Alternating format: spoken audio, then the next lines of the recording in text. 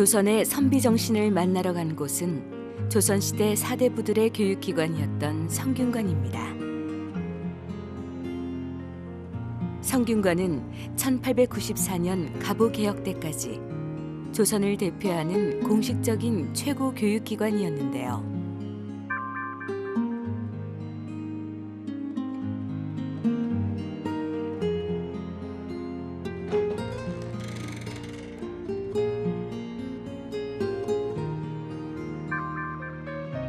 성균관이라는 이름은 음악에 조율을 맞춘다는 뜻으로 모자라거나 넘치는 것 없이 고르게 하는 중용의 의미를 담고 있습니다.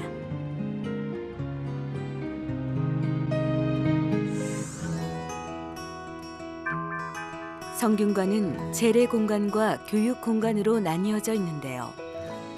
대성전을 중심으로 좌우에 동무와 서무가 있는 영역이 문묘, 즉 제사 공간입니다.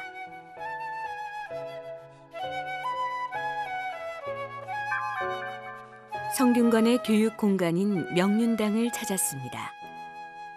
청빈을 강조했던 유교의 간결함이 담겨 있는 모습인데요. 명륜은 인간 사회의 윤리를 밝힌다는 뜻으로 현판 글씨는 명나라 사신 주지번이 쓴 것이라고 전해집니다.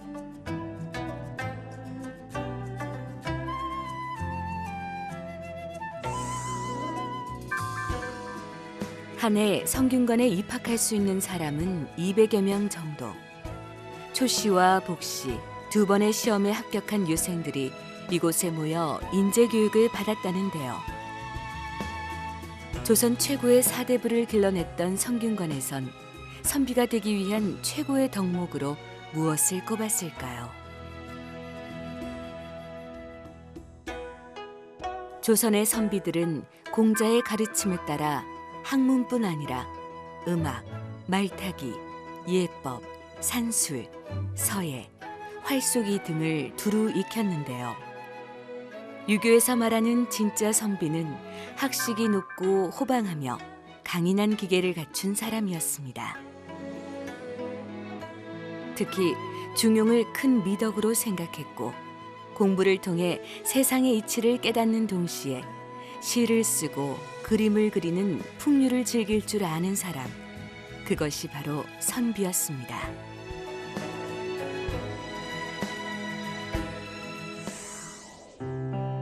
그렇다면 조선시대의 선비로는 어떤 사람이 있을까요? 조선 성리학의 대가인 율곡이이가 대표적인 인물입니다.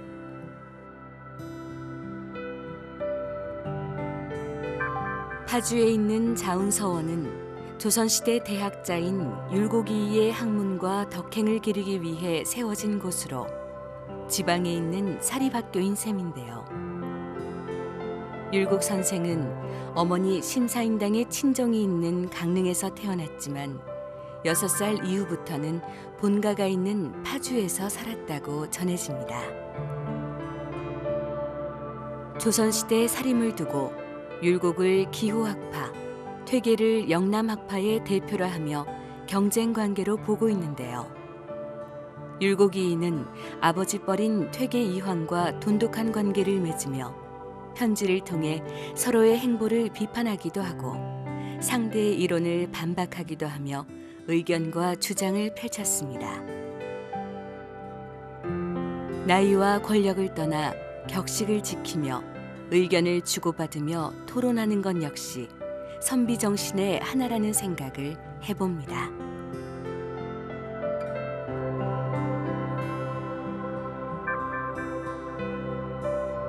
자운서원은 높은 대지 위에 사당을 앉히고 담장을 둘러 산문 앞 계단으로 오르도록 설계되었는데요. 그 좌우 능선에는 율곡 선생과 부모의 묘소가 있습니다.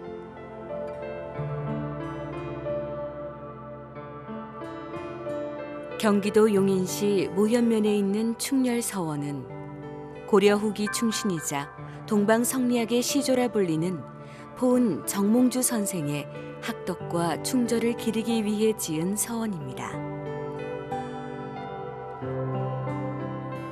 충렬서원은 조선 선조 때에 지어진 것으로 마을 뒤쪽에 야산 기슭에 남서향으로 자리하고 있는데요. 강당과 사당만으로 이루어진 소규모 사원입니다. 고려 말기 사대부였던 정몽주가 중요시했던 선비정신은 바로 신의와 충절일 것입니다. 선비에겐 재물이나 권세보다 인간의 떳떳한 도리를 흔들림 없이 지켜내는 것이 제일 큰 덕목이었는데요. 정몽주는 고려에 대한 충절을 지키려다 새로운 왕조를 세우려던 이방원에게 끝내 살해당하고 맙니다.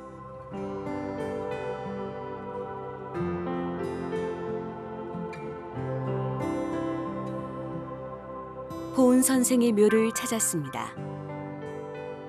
향교를 세워 유학을 진흥하고 우리나라 성리학의 기초를 세웠지만 고려 왕실을 지키려다 선주교에서 피살되고만 한 선비의 모습을 떠올려 봅니다. 죽음도 견뎌낼 만큼 두텁고 단단했던 선비의 의리와 충절은 어떠한 것이었을까 생각하게 되는데요. 끝내 신의를 지키다 쓰러져간 선비를 떠올리며 정몽주의 단심가를 읊조려 봅니다.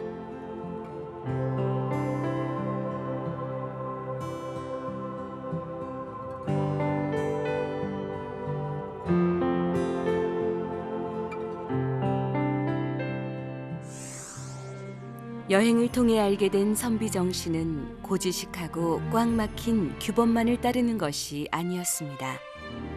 끊임없는 수양을 통해 가치관을 확립하고 자신의 믿음을 지키며 살아가려는 높고 곧은 마음이었습니다.